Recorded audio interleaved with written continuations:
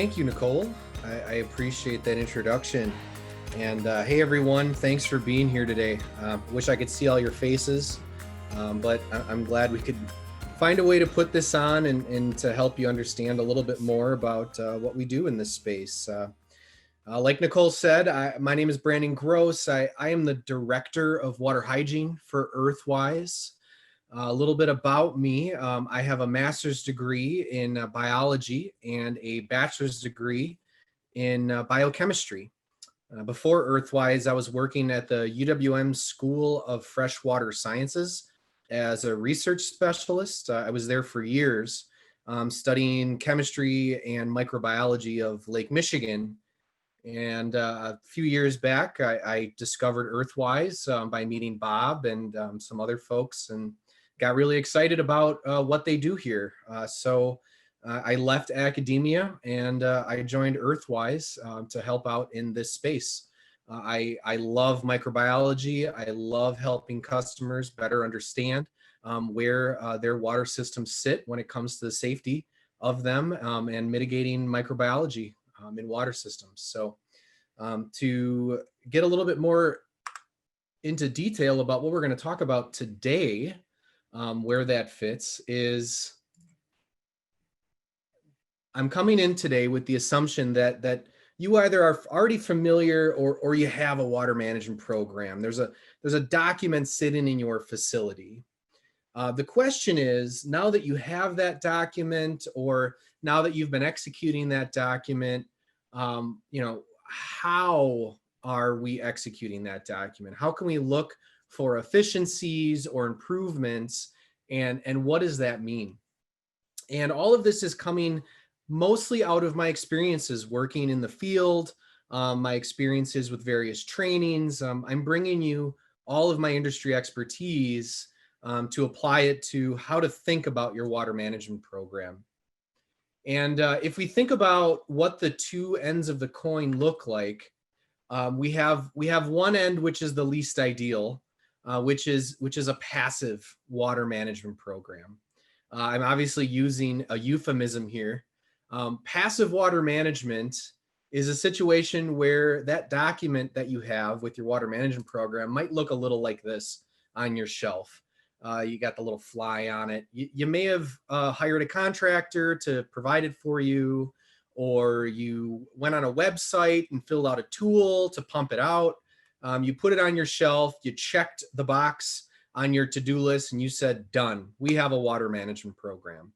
The document is never read, and probably not a lot is done to change how things operate in your facility. So on one end of the spectrum, we have that, and we can imagine what the opposite looks like. That is, of course, an active water management program. And as the name suggests, an active water management program, which is the most ideal, is something where there's always activity going on related to your water systems. What that specifically might look like is that you have leaders in this space within your facility staff that have knowledge of the program, that are executing tasks. I would say that an active program has some activity going on either twice a month or weekly or even daily that's related to your water systems and mitigating risk in your water systems. In an active program, I'm going to see alignment between what that program document says you do and what you actually do. I'm going to see measurement by leadership of performance indicators. How well are we doing? I'm also going to see responses to those performance indicators, an effort to constantly improve. So in reality, what I usually see out in the field is somewhere in the middle. You're not just leaving your binder on the shelf, of course, but there are probably also areas that you could improve, that you could become more active. To give you some examples of what I've seen that could potentially be traps for you in executing an active water management program, let's go over what an active water management program is not. An active program is not doing what's minimally required to be compliant. Now, I'm not saying that there's anything necessarily wrong with trying to be compliant. You obviously do. But the minimum standards are just that. They are not necessarily best practices. They are not necessarily the most defensible actions you could be taking. So ASHRAE 188 has a lot of stipulations in it, and you want to follow those guidelines. But in order to be truly defensible, in order to sleep at night, knowing that your water systems are cared for, you're going to want to go above and beyond that. Another trap I see is relying very heavily on your contractors or your consultants. It's great. Consultants should be there. They should be providing you reports. However, I want to be very clear that your consultant does not own your water management program. They are also not ultimately responsible for your water management program.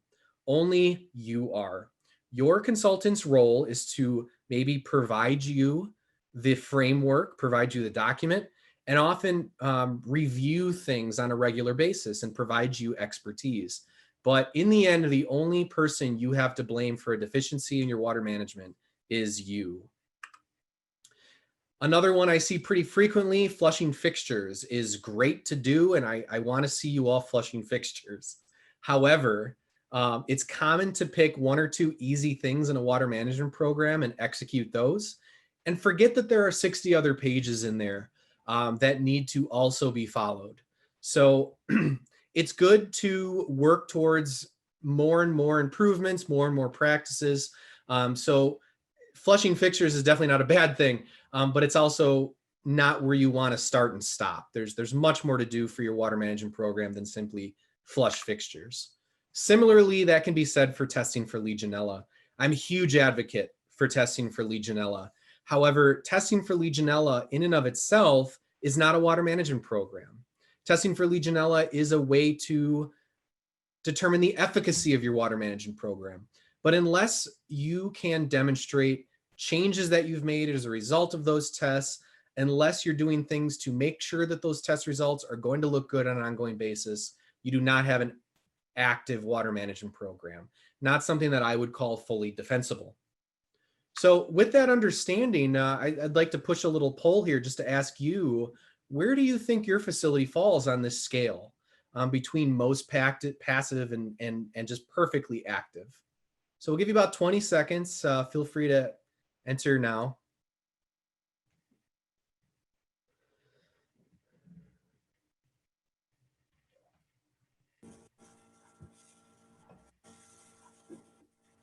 Sorry, Brandon, it was on the test drive, so. Now I see the results rolling in. There they come. There you go. This is just for fun. Don't worry about it being rigged. Looks great, guys. Yeah, feel free to be honest here. We're not going to single anyone out.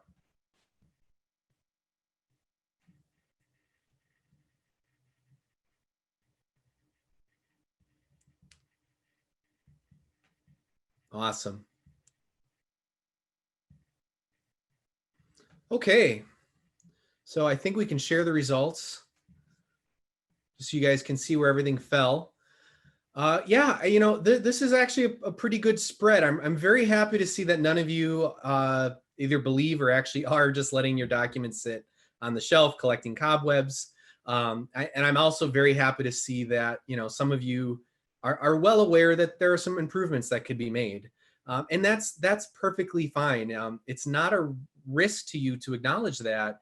It just identifies that you can always find ways to continuously improve. So I think that's awesome, and that's a great start, and it's good to know going forward where we sit. So that said, what I didn't mention yet is, why does it even matter? If we're minimally compliant and we are checking all our boxes, why do we need to care about being most active in executing our water safety program? Well, the fact of the matter is, water systems are very complex and they're ever changing. You have a lot of risers in your building, whether it's big or small. You have maybe hundreds or even thousands of fixtures, and each fixture is its own unique opportunity for Legionella to grow aerosolize and be exposed to a susceptible person. A little tidbit from research: in ideal conditions, in a amoeba host, they've found that Legionella can have as quick as a 6-hour doubling time, meaning a single bacteria will become 2 bacteria in 6 hours, 2 bacteria will become 4 in 12 hours. That really isn't that fast, to be honest, for a bacteria. For example, some yeast and E. coli can multiply in as quick as 30 minutes. But for a facility maintenance team, that can add up quickly. And you can imagine all of the different areas of your facility where these risks are, where Legionella could grow. A little bit of back of the envelope math here. If you imagine a Legionella bacteria, a single one, get into your building and doubling every 6 hours. You can see here 6 hours 2, 12 hours 4, 18 hours 8. How many do you think we have after 72 hours? This is a rhetorical question. Just think in your head. Well, I did this math this morning, doubling it every 6 hours. After 3 days, a single Legionella bacteria in perfect conditions can be 4,000 Legionella bacteria. And as you can imagine, that's a huge risk if ever that were to aerosolize and be breathed in by a susceptible person. So you can see why being ever active and being vigilant is so, so critical for our water management program.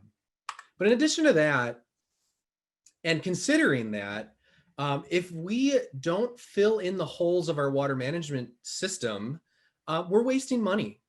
Imagine building a wall around your property to keep wildlife out, and you decide to cut a few corners of cost, and in exchange, there's a few holes in that wall. Well, all you really accomplished is you still have wildlife on your property, and now you've spent thousands of dollars on a wall that doesn't do anything for you. So consider Legionella safety as this wall around your water systems.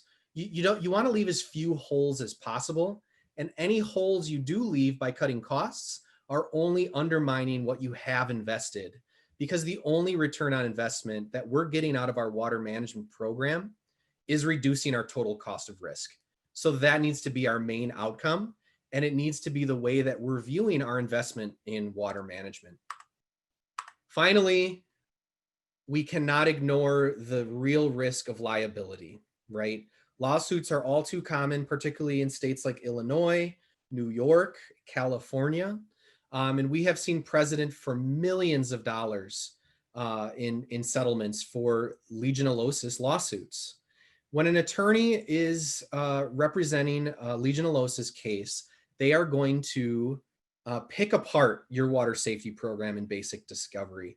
They're going to ask for a copy of things. You're probably not going to be able to avoid giving a lot of material to them. And based on my experience, what I've found is that there's a few areas they're going to try to prove that you were negligent. They're going to try to prove that you did not take precautions that were necessary to reduce your risk. They're going to try to demonstrate that you didn't follow industry guidelines to reduce risk. They're going to try to prove that you did not follow ASHRAE 188. They're going to try and demonstrate that you didn't continually update, you can continually look at how effective your program was being. They're going to try to demonstrate that you did not test, or you did not test enough. In fact, that's a frequent one I see is, yeah, they tested, but they didn't test enough, and it wasn't enough to determine their risk.